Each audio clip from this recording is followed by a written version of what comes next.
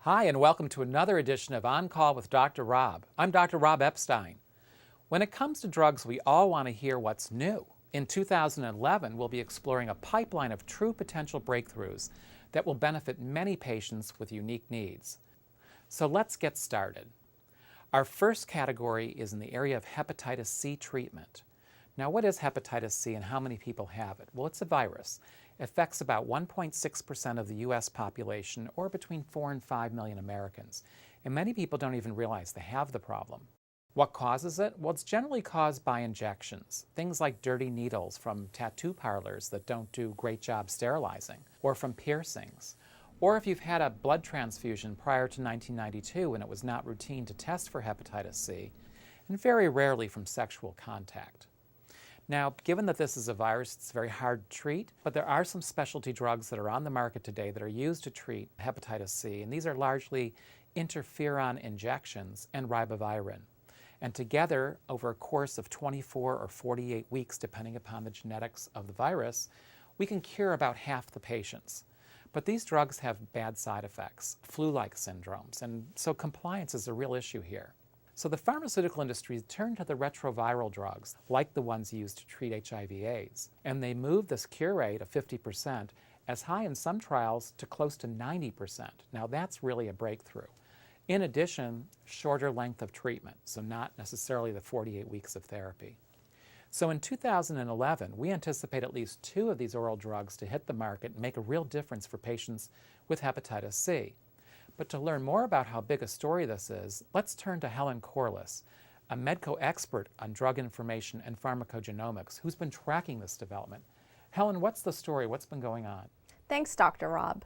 Physicians are very upbeat and excited at the prospect of having 2 new agents available to treat patients with hepatitis C. Both drugs were used as add-on therapy to pegylated interferon and ribavirin in phase 3 trials. Both of these drugs were able to achieve a 60% cure rate among African American patients and patients with liver disease, such as liver fibrosis and cirrhosis, compared to 25% in those patients that received standard care treatment alone. The FDA is set to make a decision on both of these drugs by the end of the year. Thanks, Helen. That's really exciting. Anytime you can take a disease area and bump up the cure rates like that, it's really good news. But let's talk about a couple of other categories where there's been some good news too, and one of those areas is multiple sclerosis. Now, many of you who know me know that I lost a sister to this disease back in 1998, when there really wasn't so much you could do for it. Now we have several drugs in the specialty category that are used to kind of prevent the bouts of MS that people have. And these are injectable interferons, a little different type than in hepatitis C. But these are used to calm down the immune system. It's working overtime and attacking the nerve cells or the myelin sheath around the nerves, which allows for the conduct of kind of the messages to tell your arms and legs and feet what to do. So you want to simmer down that immune system and do something anti-inflammatory, and that's how the drugs that are on the market today work.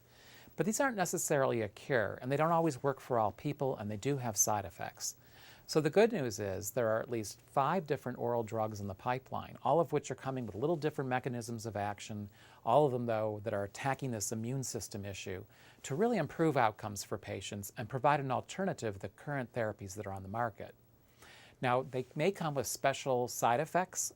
For example, one that was released in late 2010 causes a very severe drop in blood pressure. So it's been advised that people hang around a doctor's office for 5 or 6 hours after that first dose to make sure you can tolerate the therapy. But let's move on to another autoimmune problem, lupus.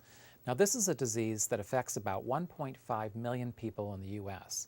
It's another immune system problem where your immune system works overtime, this time attacking a whole variety of organs. The hallmark sign is a butterfly rash across the bridge of your nose and onto your cheeks.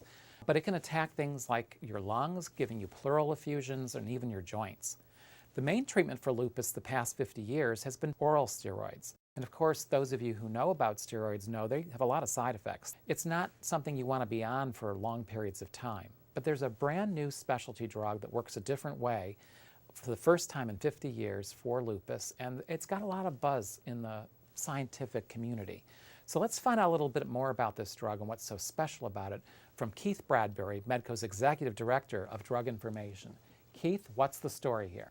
Thanks, Dr. Rob. It's been about 50 years since the FDA has approved a new drug for lupus, and that's a reflection of the challenges in conducting these trials. Now, in the trials, most patients were on baseline therapy, which included corticosteroids and other immunosuppressive agents. And the side effects when Benlysta were added were mild. Generally, there was some increase in infusion reactions and some increase in infections, but the drug was very well tolerated.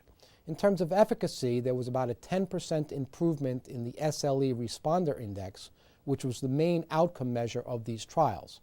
Now, we expect the FDA to make a final decision on Benlysta in May of 2011.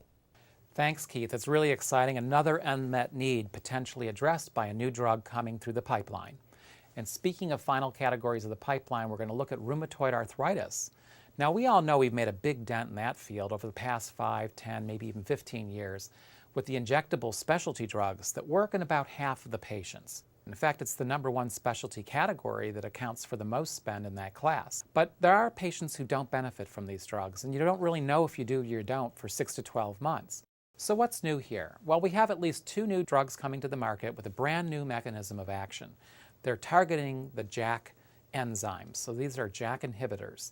Not only is it a new mechanism of action, but at least in the case of one new drug that's trying to get to the market, it's an oral drug. It's unclear at this point whether they'll be used all by themselves or on top of the injectable drugs, but anyway, it's great to have an alternative after all these years. Well, that's it for this episode of On Call. From all of us here at the Medco Broadcast Center, thank you so much for joining us, and take good care.